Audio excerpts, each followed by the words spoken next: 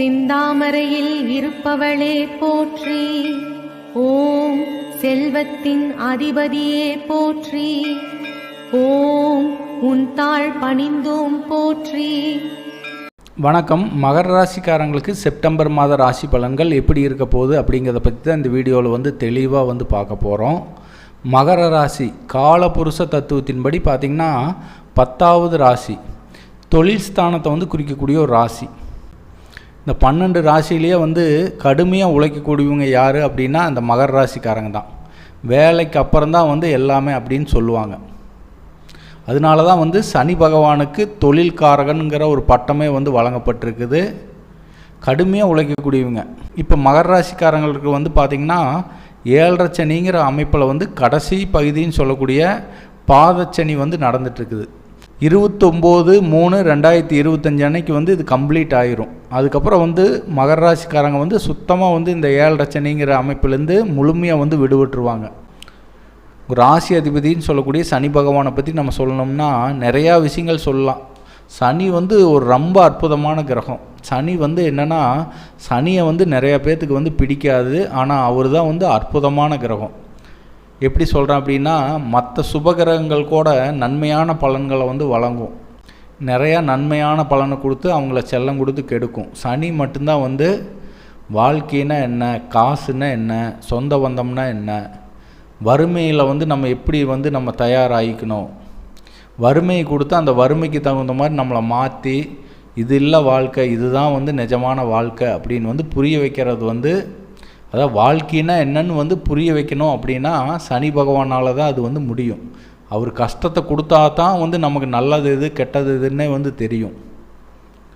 அதுக்கப்புறம் சனியுடைய காரகத்துவங்களில் முக்கியமானது உழைப்பு. அதாவது உலகத்தில் இருக்கிற அத்தனை பேர்த்துக்கும் அந்த தொழிலுன்னு ஒன்று இருக்கும்போது தான் ஒரு மனிதனாக பிறந்ததுக்கே ஒரு அடையாளம். அவன் தொழில் செய்யும்போது தான் அவனுக்கு ஒரு சமூகத்தில் ஒரு அந்தஸ்து, ஒரு கௌரவம், ஒரு புகழ் கிடைக்கிறது, அந்தஸ்து கிடைக்கிறது. ஸோ அப்படிப்பட்ட ஒரு முக்கியமான உழைப்புக்கு அதிபதின்னு சொல்லக்கூடியவர் சனி பகவான் தான். 9 கிரகங்களில் அவருக்கு ஈஸ்வர பட்டமே வழங்கினதுக்கு காரணமே சனி பகவான் தொழில்காரகன், கர்மகாரகன் அப்படின்னு சொல்லக்கூடியவர்.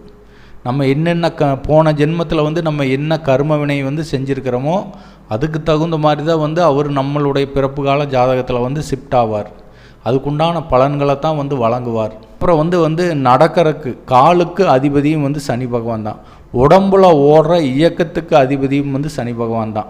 இப்போ கண் சிமிட்டுது, வாய் அசையுது, உடம்புல இயக்கம் நடக்குது அப்படின்னாலே அதுக்கு அதிபதி சனி பகவான் தான். அவர் செயல் இழந்துட்டார் அப்படின்னா அந்த இயக்கத்தில் பாதிப்புகள் ஏற்பட்டுரும். அதுக்கப்புறம் காலுக்கு அதிபதியும் சனி பகவான் தான்.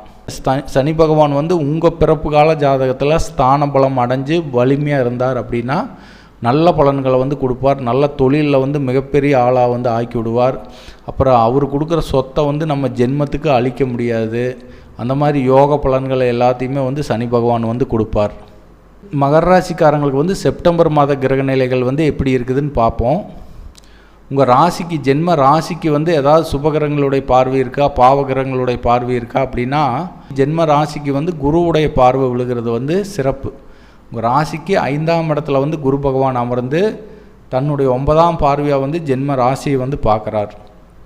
இது ஒரு நல்ல அமைப்புனே சொல்லலாம். எப்பவுமே ஜென்ம ராசியை குரு பகவான் பார்வை செய்கிறது ஒரு அற்புதமான அமைப்பு. ஏன்னா சந்திரன் தான் உடல் காரகன், மனோகாரகன், எண்ண ஓட்டத்துக்கு காரகன். தாயாரை குறிக்கிற கிரகம் சந்திரன் தான். அப்போ சந்திரனுக்கு குருவுடைய ஒளி விழுகும்போது எண்ண ஓட்டங்கள் சிறப்பாக இருக்கும். குழப்பம் இருக்காது, இதுவா அதுவாங்கிறது. அப்புறம் முடிவு எடுக்கிறதுல ஸ்டெடியாக எடுப்பீங்க. உடல் ஆரோக்கியம் சிறப்பாக இருக்கும். குருவுடைய ஒளி ஜென்ம ராசிக்கு விழுகும்போது அந்த நோய் கிருமிகளுடைய தாக்கமெல்லாம் இருக்காது. நல்லா ஆரோக்கியமாக இருப்பீங்க. சரி, இன்னொரு கிரகம் குரு ஜென்ம ராசி பார்க்கறது ஒரு அற்புதமான அமைப்பு. தாயாருடைய உடல் ஆரோக்கிய விஷயம் சிறப்பாகவே இருக்கும்.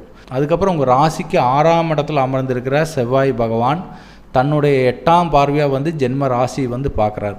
செவ்வாய் ஜென்ம ராசி பார்க்குறதுனால கொஞ்சம் அவசர குடுக்கையாக இருப்பீங்க. எதையுமே செஞ்சுட்டு அதுக்கப்புறம் யோசிப்பீங்க, இதை ஏன் செஞ்சோம் அப்படிங்கிற மாதிரி ஒரு அமைப்பு. அதுக்கப்புறம் வேகம் அதிகரிக்கும். படவடப்பு, வேகம், விடாமுயற்சி, கோபம் அதிகரிக்கிறது, இந்த மாதிரி பலன் எல்லாமே வந்து கொடுக்கும். ஏன்னா செவ்வாய் பகவான் வந்து 8ஆம் பார்வைக்கு வந்து இந்த பலன் எல்லாமே வந்து ஏற்படும். மகர ராசிக்காரங்களை பொறுத்தளவுக்கு செப்டம்பர் மாத கிரக நிலைகள் வந்து அவ்வளவு சாதகமான அமைப்பில் இல்லை. ஏன்னா மகர ராசிக்காரங்களுக்கு வந்து முக்கிய யோகாதிபதிகள் எல்லாமே கொஞ்சம் பலம் இழந்திருக்கிறாங்க. உங்கள் ஜென்ம ராசிக்கு வந்து குருவுடைய பார்வை விழுகிறது சிறப்பு அப்படின்னாலுமே செவ்வாயுடைய பார்வை வந்து அவ்வளோ சிறப்பு கிடையாது. அதுக்கப்புறம் வந்து உங்கள் ராசிக்கு வந்து பாக்கியாதிபதின்னு சொல்லக்கூடிய புத பகவான், 6ஆம் அதிபதி பாக்கியாதிபதின்னு சொல்லக்கூடிய புத பகவான் செப்டம்பர் 4ஆம் தேதி வந்து பார்த்திங்கன்னா சிம்மத்துக்கு வந்து பயிற்சி ஆயிடுவார். அதாவது உங்கள் ராசிக்கு வந்து 8ல் வந்து மறைகிறார்.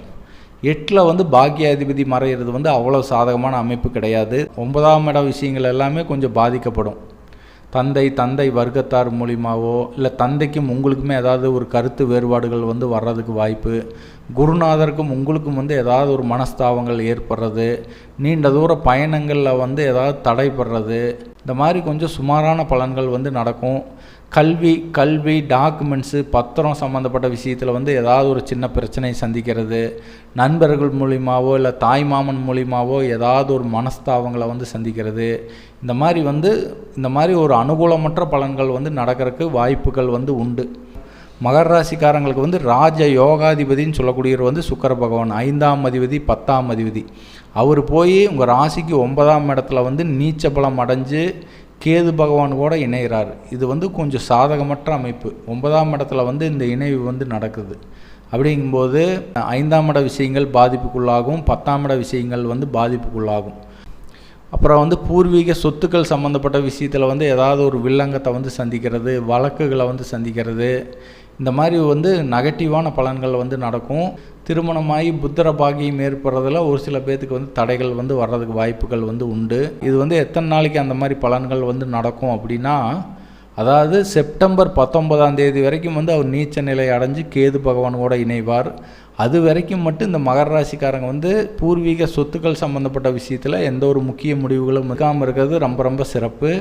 அவரே வந்து 10ஆம் அதிபதியாக இருக்கிறதுனால தொழில் சார்ந்த விஷயத்தில் உத்தியோகம் பார்க்குறவங்களாகட்டும், இல்லை சொந்த தொழில் பண்ணுறவங்களாகட்டும், இல்லை வியாபாரம் பண்ணுறவங்களாகட்டும், ஏன்னா அந்த அதிபதி வந்து பலம் இழக்கும்போது அது சார்ந்த விஷயத்தில் வந்து நெகட்டிவான பலனை வந்து கொடுத்துரும். அதனால் தொழில் சார்ந்த விஷயத்தில் இந்த மாதிரி காலகட்டத்தில் வந்து எந்த ஒரு முக்கிய முடிவுகளும் வந்து எடுக்காமல் இருங்க. 2 யோகாதிபதிகளும் வந்து சாதகமில்லாத ஒரு அமைப்பில் இருக்கிறதுனால ஒரு 19 நாளைக்கு செப்டம்பர் 19ஆம் தேதி வரைக்கும் மட்டும் நீங்கள் எந்த ஒரு விஷயத்துலையுமே முக்கிய முடிவுகள் வந்து எடுக்காதீங்க. என்ன இருந்தாலுமே வந்து உங்கள் ஜென்ம ராசிக்கு குருவுடைய பார்வை வந்து விழுகிறதுனால எந்த ஒரு விஷயத்துலையுமே வந்து போராடி நீங்கள் வந்து வெற்றி அடைவீங்க அப்படிங்கிறதுல எந்த ஒரு மாற்று கருத்துமில்லை நண்பர்களே. சரி நண்பர்களே, மீண்டும் அடுத்த ராசியான கும்பராசியில் சந்திக்கலாம் நண்பர்களே. வணக்கம், வாழ்த்துக்கள். வணக்கம். அதாவது ராசி அப்படிங்கிறது உங்களுடைய எண்ணத்தை வந்து குறிக்கிறது, உங்களுடைய சிந்தனையை வந்து குறிக்கிறது, உங்களுடைய விருப்பத்தை வந்து சொல்லக்கூடியது தான் வந்து உங்களுடைய ஜென்ம ராசி. அதையும் தாண்டி ஜென்ம லக்னம்னு வந்து இருக்குங்க. ஜென்ம லக்னம், லக்னாதிபதி, நடக்கக்கூடிய தசாபுத்தி, இதெல்லாம் இணைஞ்சு தான் வந்து ஒரு பலனை வந்து கொடுக்கும். அதாவது ஜென்ம ராசி அப்படிங்கிறத வந்து உங்களுடைய விருப்பத்தை வந்து சொல்லக்கூடியது. ஒரு பொருள் மேலே நீங்கள் ஆசைப்படுறீங்க, அது வந்து உங்களுடைய விருப்பத்தை வந்து சொல்லுது. அந்த பொருள் வந்து உங்களை தேடி வருமா அப்படிங்கிறது வந்து உங்களுடைய லக்னம், உங்களுடைய கர்மாவை பற்றி சொல்லக்கூடியது தான் வந்து உங்களுடைய ஜென்ம லக்னம். அது வந்து நல்லா இருந்தது, அது வந்து பாசிட்டிவாக இருந்தது, தசாபுத்தி எல்லாமே நல்லா இருந்ததுனா தான் அந்த பொருள் வந்து உங்களை வந்து சேரும். இல்லாட்டி வெறும் ஆசையோடு வந்து அது கட்டாயிரும். ராசி பலன் அப்படிங்கிறது வந்து பார்த்திங்கன்னா ஒரு 40% தான் வந்து வேலை செய்யும். லக்னம், லக்னாதிபதி, நடக்கக்கூடிய தசாபுத்திகள் வந்து உங்களை எதை இயக்கிட்டு இருக்குது அப்படிங்கிறத உங்களுடைய பிறப்பு கால ஜாதகத்தை பார்க்கும்போது தான் வந்து முழுமையாக வந்து சொல்ல முடியும். அதனால எந்த ஒரு புதிய முயற்சிகள் வந்து நீங்கள் எடுக்கிறீங்க அப்படின்னாலுமே வந்து ஒரு டைம் வந்து உங்கள் ஜாதகத்தை கொடுத்து செக் பண்ணிக்கிறது வந்து ரொம்ப நல்லது. அதாவது நான் யூடியூப்பில் வர்றதுனால அதிக கட்டணமெல்லாம் நான் வாங்குறதில்ல. குறைவான கட்டணத்துக்கு திருப்திகரமாக வந்து ஒருத்தங்களுக்கு வந்து என்னென்ன கேள்வி கேட்குறாங்களோ பொறுமையாக அழகாக பதில் சொல்லி அவங்களுக்கு புரியும்படி வந்து நான் சொல்லி நிறைய பேருக்கு வந்து ஜாதகம் பார்த்து கொடுத்துட்டு வந்துட்டுருக்கிறேன். நிறைய பேர் வந்து எனக்கு சப்போர்ட் பண்ணுறீங்க, ரொம்ப சந்தோஷம். அதாவது உங்கள் ராசி என்ன, உங்கள் லக்னம் என்ன, உங்கள் லக்னாதிபதி எப்படி இருக்கிறாரு, உங்களுக்கு நடக்கக்கூடிய தசாபுத்திகள் வந்து எந்த பாவங்களை வந்து அவங்க இயக்கிட்டு இருக்கிறாங்க, இதெல்லாமே வந்து முழுமையாக வந்து நம்ம ஆய்வு பண்ணும்போது தான் வந்து உங்களுக்கு 100% வந்து துல்லியமான ரிசல்ட் வந்து கொடுக்க முடியும்.